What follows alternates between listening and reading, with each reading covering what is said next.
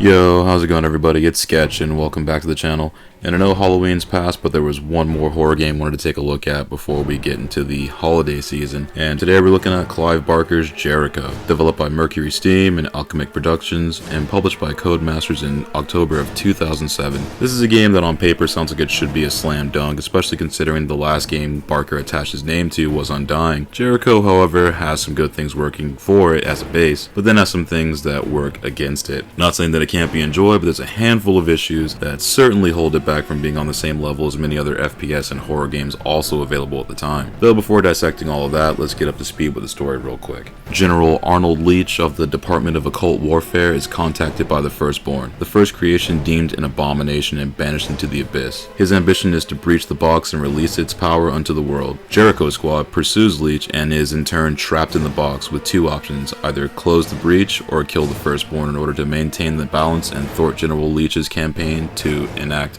an eternity of torture. That in itself sounds like it should be awesome, right? Especially with Clive Barker as lead writer, his influence along with an FPS should be a match made, but it just falls short in some key areas, and the mechanics as far as the gameplay have some really sick moments, but then drop the ball, or in this case, the puzzle box. Gameplay wise is a squad based FPS where you can swap between characters on the fly after the first mission, and each character has two weapons and two special attacks. Of the 6 squad mates on offer, you have a sniper that can guide bullets through numerous enemies, the commando with a machine gun and underbarrel shotgun, the hacker who can slow down time and download ammo for her team, the tank wielding a chain gun and fire elemental attacks, and the melee machine pistol user, and the healer with akimbo Desert Eagles. This mechanic on paper sounds great, but once you start playing and get to those first heated encounters, you'll see just how squishy your squad is. For how badass their attire looks, they go down in a matter of seconds, and you'll spend majority of your run picking up down mates, usually to often go down yourself in the process. Enemies over the course of the game will vary a little bit, but you're going to see a lot of the same enemy types, and you're going to see them often.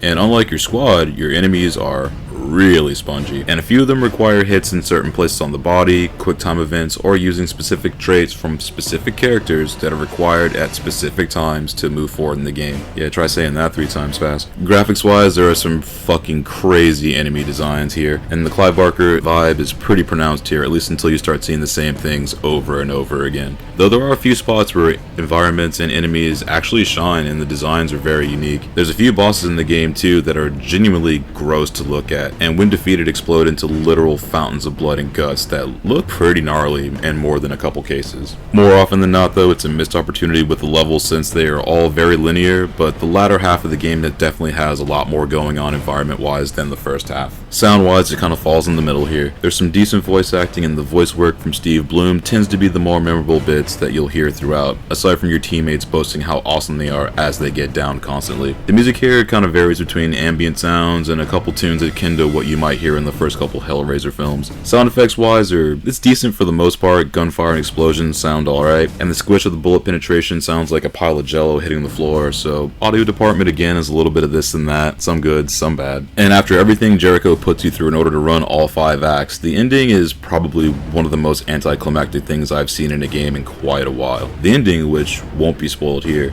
really felt underwhelming after all this shit this game put you through to finish it. Do with that what you will, but just know unless you check the ending explain videos available, this might not make any sense, and even then will still feel underwhelming. Overall, Jericho has some things that in theory should have been awesome, especially with Barker at the helm as a lead writer, and those parts definitely bleed through. However, the mechanics of the game itself can range from decent to downright infuriating in a matter of moments. There's going to be some points where you're going to get stuck because your squad is too busy being on the ground, leaving you to multitask as a medic and a warrior, and the sections where your team split up, limiting the options, can also get particularly cumbersome. Not to say there's nothing good here, but unless you're a fan of Clive Barker and really want to play through some of the lesser talked about FPS games from the 360 and PS3 era, you might be mixed as far as the results in enjoying the game. Clive Barker's Jericho gets a 6.5 out of 10. For everything this game does well, it got equally, if not more, parts that detract from the experience, and it can be enjoyed, sure, but with this one mileage may vary. If you're into gallons of blood and heavy occult vibes though, you might dig this a little bit more if you can get past the mechanics. And I thank you again if you made it this far in the video, and if you find these videos helpful, that's awesome. I'm glad you can use it as a resource. Check back often, we're going to have more reviews coming up in the future and more commentaries, and until then, stay safe out there and take it easy. I'll see you on the next one.